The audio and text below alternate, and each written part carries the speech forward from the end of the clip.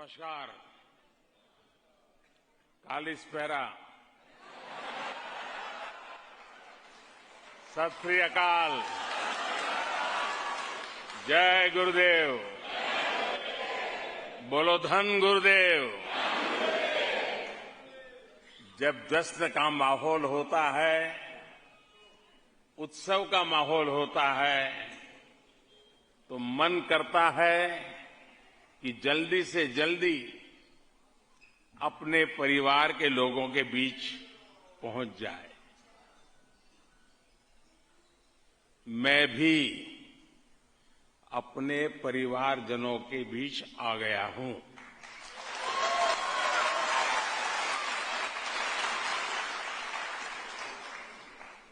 सावन का महीना है, एक प्रकार से शिव जी का महीना है, और इस पवित्र महीने में देश ने फिर एक नई उपलब्धि हासिल की है। भारत चंद्रमा के डार्क जोन में, साउथ पोल में लैंड करने वाला दुनिया का पहला देश बन गया है।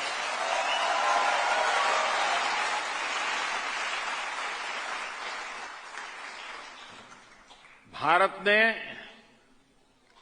चंद्रमा पर तिरंगा लहराकर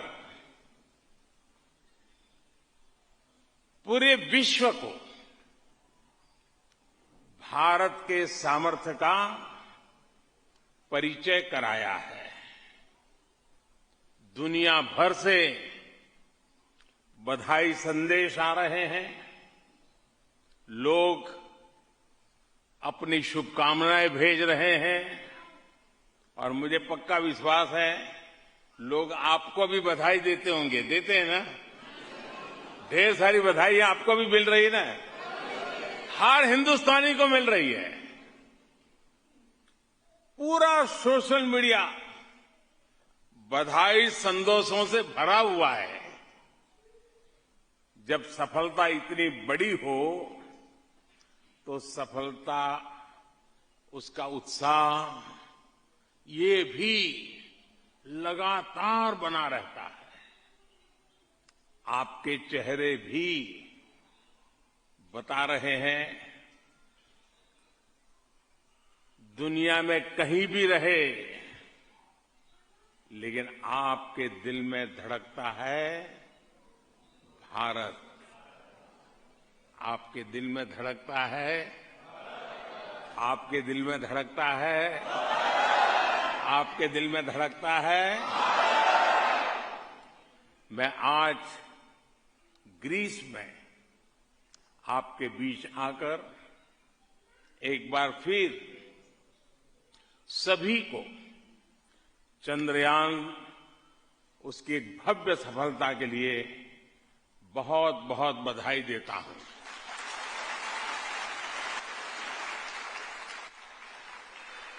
साथियों, हम लोग तो बचपन से सुनते आए हैं, चंद्रमा को तो हमारे यहां चंदा मामा कहा जाता है।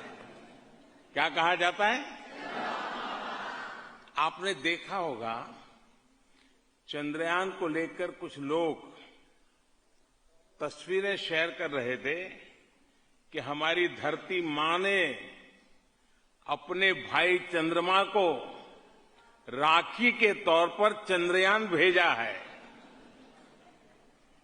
और देखिए, चंद्रमा ने कितनी अच्छी तरह उस राखी की मर्यादा रखी, उसका सम्मान किया।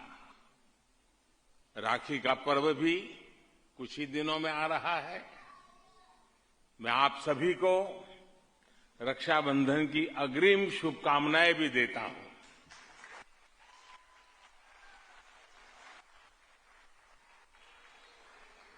मेरे परिवारजनों, मैं दुनिया के कितने ही देशों में गया हूं, लेकिन ग्रीस आना, एथेंस आना मेरे लिए बहुत खास है। एक तो एथेंस का इतिहास हजारों साल पुराना है। दूसरा, मैं काशी का सांसद हूं, जो दुनिया के सबसे पुराने जीवंत शहरों में से एक है काशी। तीसरा, एक और बात भी है, बहुत कम लोगों को पता होगा, मेरा जहां जन्म हुआ गुजरात में, वो वडनगर, वो भी एथेंस की तरह ही एक जीवंत शहर है। वहां भी हजारों साल पुरानी सभ्यता के अवशेष मिले हैं। इसलिए एथेंस आना मेरे लिए एक अलग ही भावना से भरा हुआ है। और आपने देखा है, ग्रीस की सरकार ने मुझे ग्रीस का सबसे बड़ा नागरिक सम्मान भी दिया है।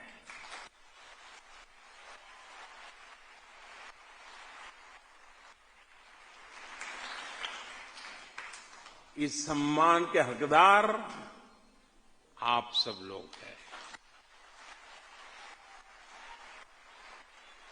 इस सम्मान के हकदार 140 करोड़ भारतीय हैं।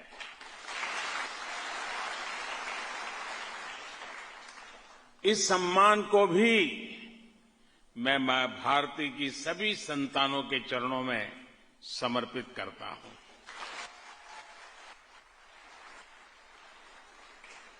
साथियों, आज मैं ग्रीस के लोगों के साथ अपनी संवेदना भी व्यक्त करना चाहता हूं। अभी यहां जब जंगलों में आग लगी तो बहुत बड़ी मुश्किल खड़ी हो गई थी। ग्रीस के कितने ही लोगों की इस आपदा में दुखद मृत्यु तक हो गई। भारत संकट की इस घड़ी में ग्रीस के लोगों के साथ है। साथियों, ग्रीस और भारत के रिश्ते सदियों से हैं। ये रिश्ते सभ्यता के हैं, संस्कृति के हैं। ग्रीक इतिहासकारों ने भारतीय सभ्यता का बहुत गहन वर्णन किया है। ग्रीस और मौर्य साम्राज्य के बीच मित्रतापूर्वक रिश्ते रहे। सम्राट अशोक के भी ग्रीस से बहुत अच्छे संबंध रहे। जब दुनिया के बहुत बड़े हिस्से में डेमोक्रेसी के बारे में चर्चा तक नहीं होती थी, तब हमारे यहां लोकतांत्रिक व्यवस्थाएं थी। एस्ट्रोनॉमी हो, मैथमेटिक्स हो, आर्ट्स हो, व्यापार हो, हम दोनों सभ्यताओं ने एक दूसरे से बहुत कुछ सीखा है और एक दूसरे को बहुत कुछ सिखाया भी है। मेरे परिवारजनों, हर सभ्यता और हर संस्कृति की कुछ न कुछ एक विशेष पहचान होती है। भारतीय सभ्यता की पहचान विश्व को जोड़ने की रही है। इस भावना को हमारे गुरुओं ने सबसे ज्यादा सशक्त किया है। गुरु नानक देव जी का विश्व भ्रमण, जिसको हम उदासियों के रूप में जानते हैं, उनका उद्देश्य क्या था? उनका उद्देश्य यही था कि वो मानवता को जोड़ें, इंसानियत का भला करें। गुरु नानक देव जी ने ग्रीस में भी अनेक स्थानों की यात्रा की थी। नानक नाम चढ़दी कला, तेरे भाणे सर्वदा भला।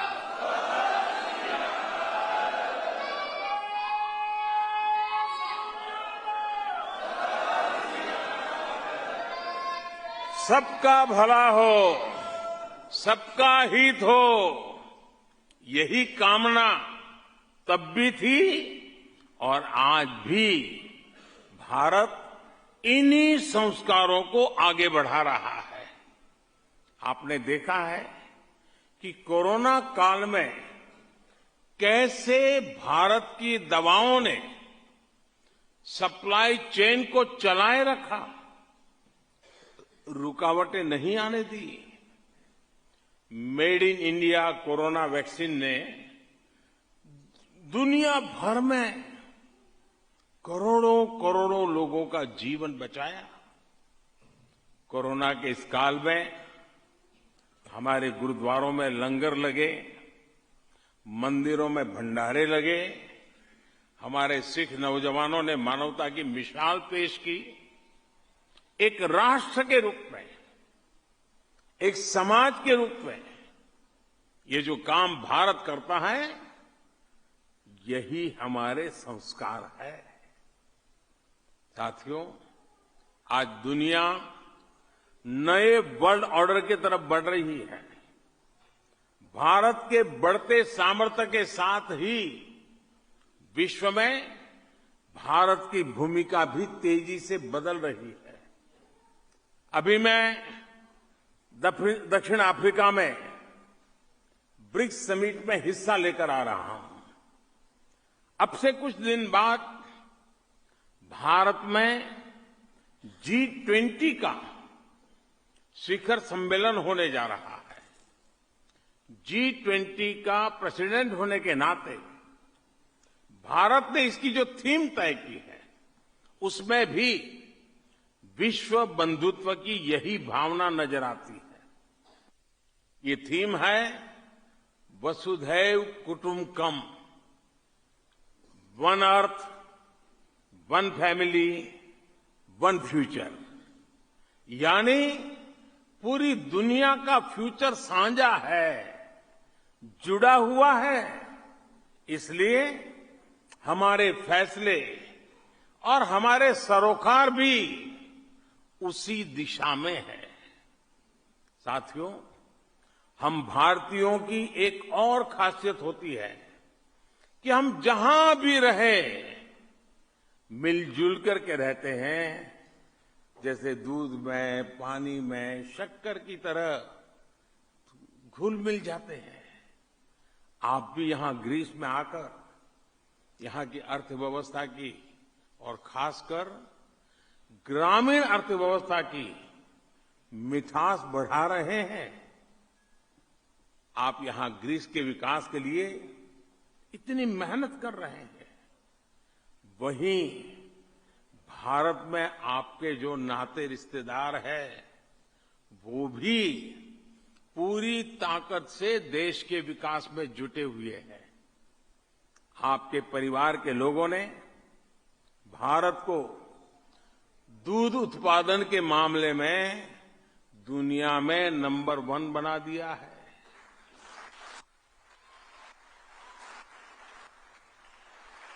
आपके परिवार के लोग भारत को धान, गेहूं, गन्ना, फल, सब्जियां, इन सभी के उत्पादन में दुनिया में दूसरे नंबर पर ले आए हैं। आज भारत उस स्केल पर काम कर रहा है जो 10-15 साल पहले तक अकल्पनीय लगते थे।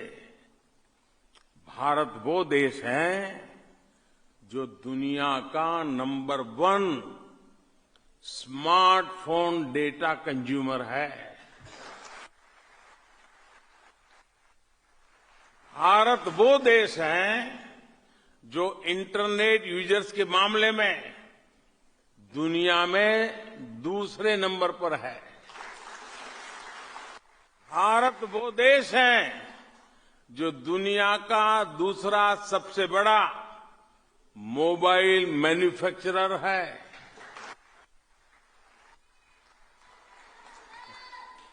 भारत वो देश है जिसमें दुनिया का तीसरा सबसे बड़ा स्टार्टअप इकोसिस्टम है। भारत वो देश है जिसमें दुनिया का तीसरा सबसे बड़ा ऑटोमोबाइल मार्केट है। भारत वो देश है जिसमें दुनिया का तीसरा सबसे बड़ा सिविल एविएशन मार्केट है। साथियों, आज आईएमएफ, वर्ल्ड बैंक हो, सभी भारत की मजबूत अर्थव्यवस्था की तारीफ करते नहीं थकते हैं। आज दुनिया की बड़ी बड़ी कंपनियों में भारत में निवेश करने के लिए होड़ मची हुई है। आज भारत दुनिया में 5वें नंबर की सबसे बड़ी आर्थिक ताकत है।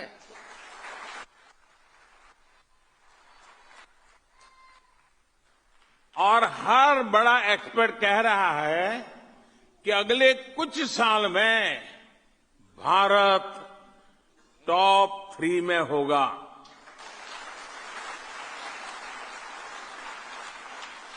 साथियों,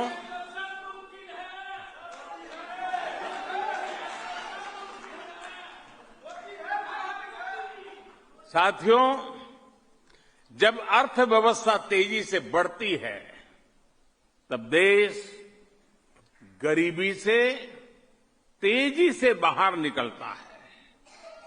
भारत में सिर्फ 5 साल में ही 13.5 करोड़ नागरिक गरीबी से ऊपर आ गए हैं।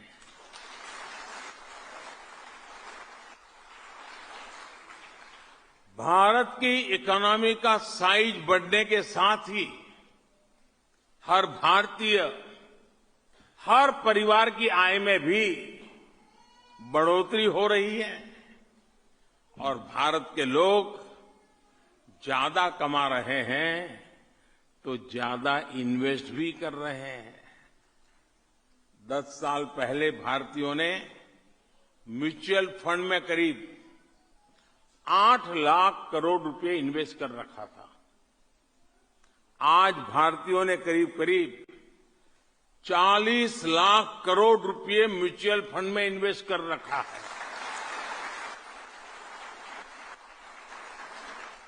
ये इसलिए हुआ है क्योंकि आज हर भारतीय आत्मविश्वास से भरा हुआ है और भारत भी आत्मविश्वास से लबालब है। साथियों, आज का भारत अपनी साइंस, अपनी टेक्नोलॉजी, अपने इनोवेशन के दम पर दुनिया में छा रहा है। 2014 के बाद से भारत में 25 लाख किलोमीटर, यह आंकड़ा जरा बड़ा लगेगा आपको, 25 लाख किलोमीटर ऑप्टिकल फाइबर बिछाया गया है।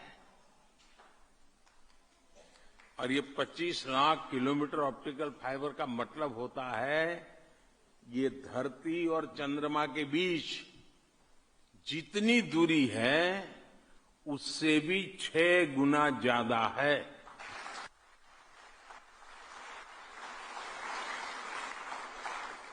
भारत आज दुनिया का वो देश है जिसने रिकॉर्ड समय में 700 से ज्यादा जिलों में 5G सर्विस पहुंचाई है। और ये 5G टेक्नोलॉजी हमने कहीं से उधारी नहीं ली, इंपोर्ट नहीं की है, बल्कि ये पूरी तरह से मेड इन इंडिया है।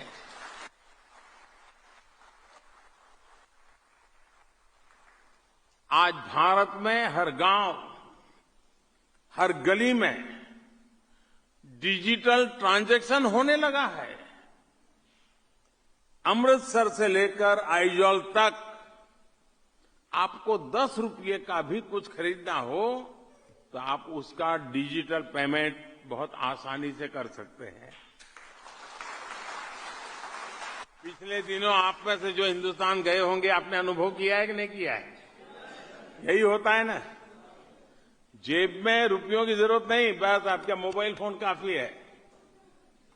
साथियों, आज भारत जिस स्पीड और स्केल पर काम कर रहा है, वो सुनकर भी हर हिंदुस्तानी का दिल और आपका दिल भी गदगद हो जाएगा।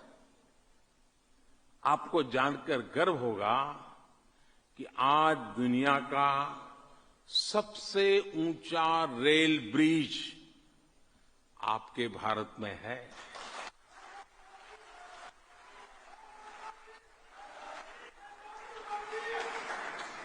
आज दुनिया की सबसे ऊंची मोटरेबल रोड आपके भारत में है।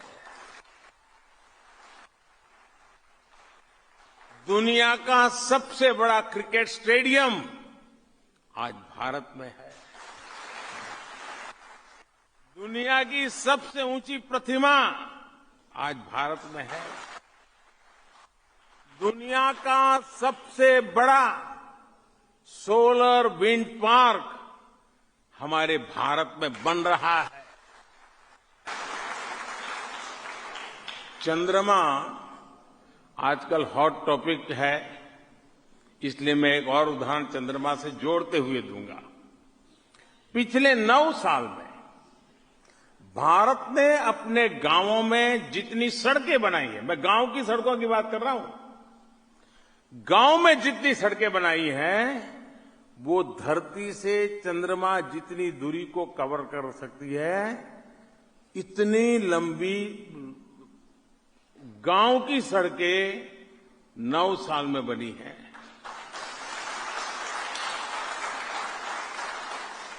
पिछले 9 साल में भारत ने जितनी रेल लाइनें बिछाई हैं, उनकी लंबाई 25,000 किलोमीटर से ज्यादा है।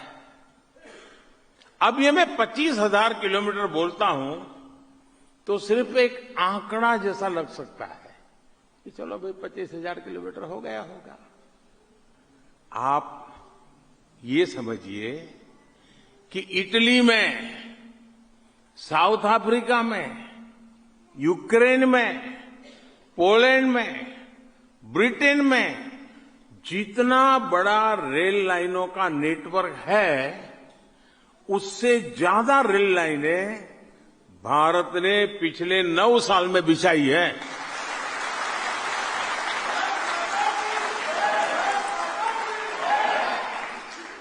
आज भारत अपने इंफ्रास्ट्रक्चर पर जितना खर्च कर रहा है, उतना पहले कभी नहीं किया गया। साथियों, आज भारत जय जवान, जय किसान, जय विज्ञान, जय अनुसंधान, इस मंत्र पर चलते हुए हर सेक्टर को मजबूत बना रहा है। यहां ग्रीस में बहुत हमारे साथी पंजाब से आए हैं और अधिकतर खेती के काम से जुड़े हुए हैं। भारत में हमने किसानों के लिए एक योजना शुरू की है, जिसमें खेती के खर्चों के लिए उनके बैंक खातों में सरकार सीधे पैसा भेजती है। पीएम किसान सम्मान निधि के तहत अब तक 2.5 लाख करोड़ रुपए से ज्यादा सीधे किसानों के बैंक अकाउंट में ट्रांसफर हुए हैं।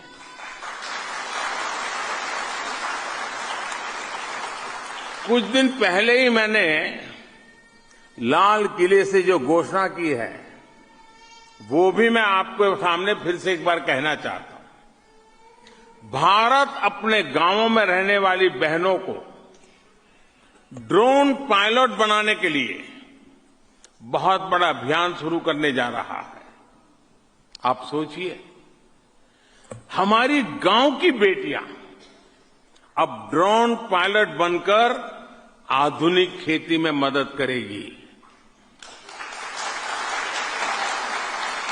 ड्रोन की मदद से खेत में दवा छिड़कना, एक जगह से दूसरी जगह तक जरूरी सामान पहुंचाना, ये सब उनके बाएं हाथ का खेल होने वाला है।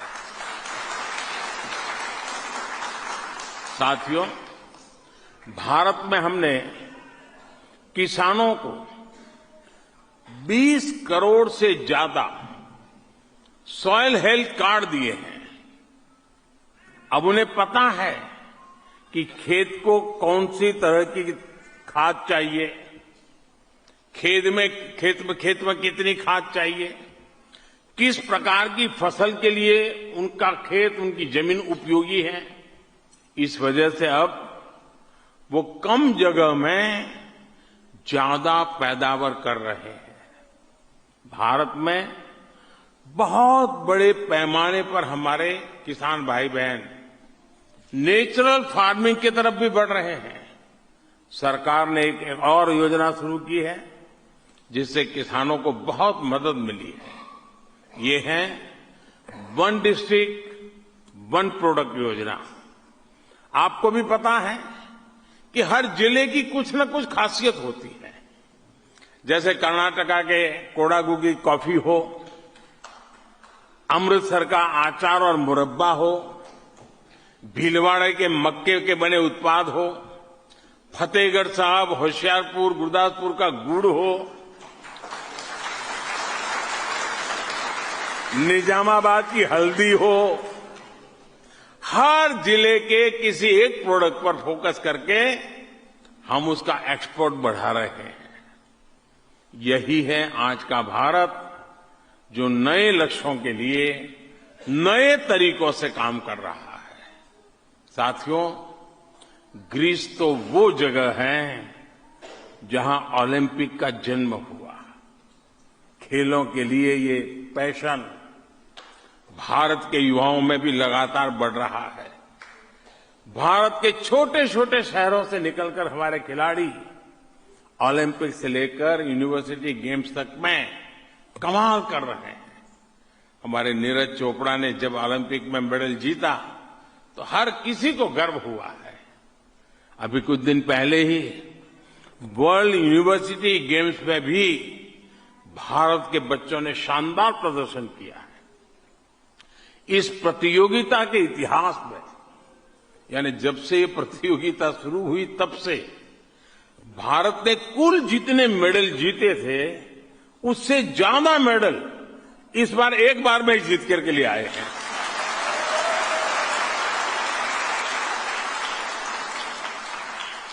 साथियों, आप ग्रीस में देखते रहे हैं कि कैसे यहां अपने कल्चर, अपनी पुरातन पहचान को संरक्षित किया जाता है। आज का भारत भी अपनी विरासत को सेलिब्रेट कर रहा है और उसे विकास से भी जोड़ रहा है। दुनिया का सबसे बड़ा, ठीक से सुना ना, दुनिया का सबसे बड़ा म्यूजियम युगे युगीन भारत अब दिल्ली में बनने जा रहा है।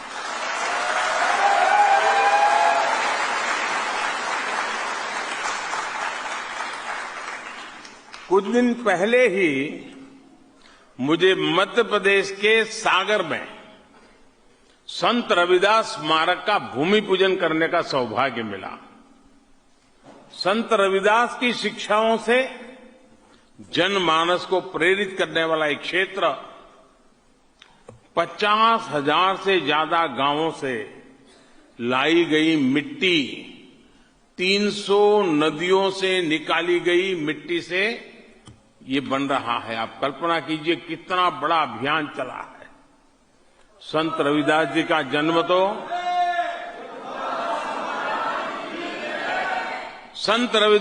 जन्म तो काशी में ही हुआ था। मुझे काशी में संत रविदास जी के जन्म स्थान पर विभिन्न सुविधाओं के विस्तार का भी सौभाग्य मिला है। बीते 9 साल में हमने अपने गुरुओं के पावन स्थलों तक बेहतर कनेक्टिविटी के लिए भी बहुत काम किया है। एक जमाना था जब बहुत दूर से दूरबीन की मदद से लोग करतारपुर साहब के दर्शन किया करते थे। हमारी सरकार ने करतारपुर साहब तक राहदारी भी आसान बना दी है।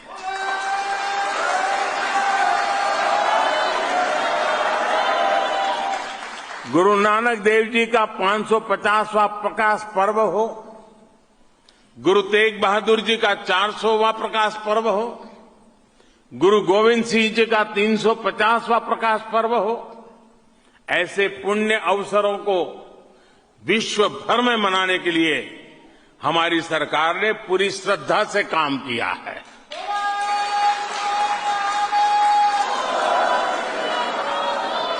अब भारत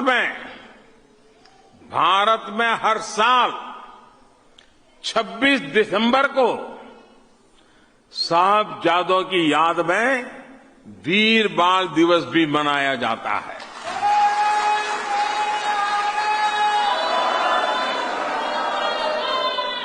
साथियों, भारत में फिजिकल, डिजिटल और कल्चरल कनेक्टिविटी का अमृतकाल शुरू हुआ है।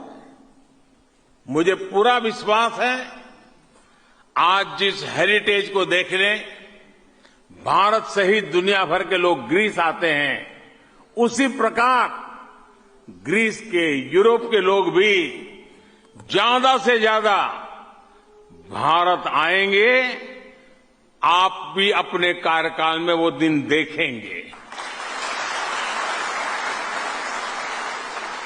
लेकिन जैसे मैंने यहां आपको भारत की बात बताई है, वैसे ही आपको भी भारत की बात अपने ग्रीक दोस्तों को बतानी होगी। बताएंगे ना? भूल गए? यह भी मां भारती की बहुत बड़ी सेवा है। साथियों, आपके ग्रीक साथियों के लिए भारत में ऐतिहासिक स्थलों के अलावा भी देखने के लिए बहुत कुछ है। यहां के लोग तो वन्य जीव प्रेमी है, पर्यावरण की रक्षा के प्रति बहुत गंभीर है।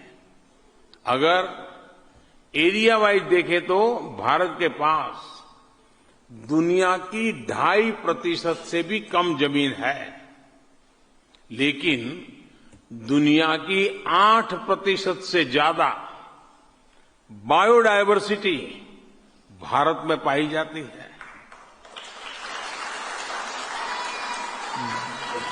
दुनिया की करीब करीब 75% टाइगर पॉपुलेशन भारत में ही है। दुनिया में सबसे ज्यादा टाइगर्स भारत में पाए जाते हैं। दुनिया में सबसे ज्यादा एशियाटिक एलिफेंट भारत में पाए जाते हैं। दुनिया में सबसे ज्यादा एक सींग वाले राइनो भारत में पाए जाते हैं। दुनिया में भारत इकलौता देश है जहां पर एशियाटिक लायंस पाए जाते हैं। आज भारत में 100 से ज्यादा कम्युनिटी रिजर्व्स हैं। आज भारत में 400 से ज्यादा नेशनल पार्क और सेंचुरीज हैं। मेरे परिवारजनों, आज का भारत मां की किसी भी संतान का साथ कभी भी नहीं छोड़ता।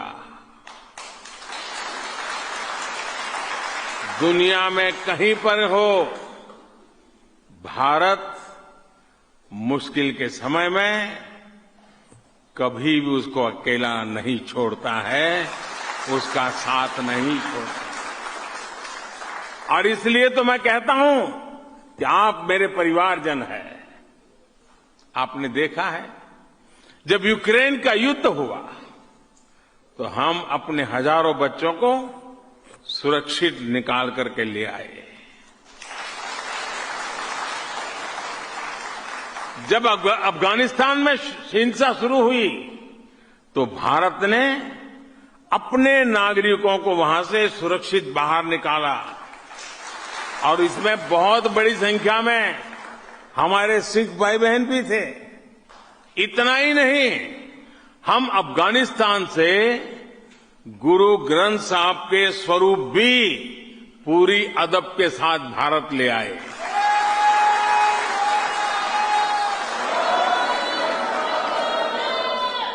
दुनिया भर में फैले भारत के मिशंस अब आपके लिए सरकारी दफ्तर नहीं बल्कि अपने घर की तरह हो रहे हैं। यहां ग्रीस में भी भारतीय मिशन आपकी सेवा के लिए 24 घंटे तत्पर है। जैसे जैसे भारत और ग्रीस के रिश्ते गहरे हो रहे हैं वैसे वैसे ग्रीस आना जाना और सरल होगा, व्यापार कारोबार करना और अधिक सहज होगा। हम सभी को दोनों देशों के बीच के रिश्तों को मजबूती देने के लिए हर संभव प्रयास करने हैं।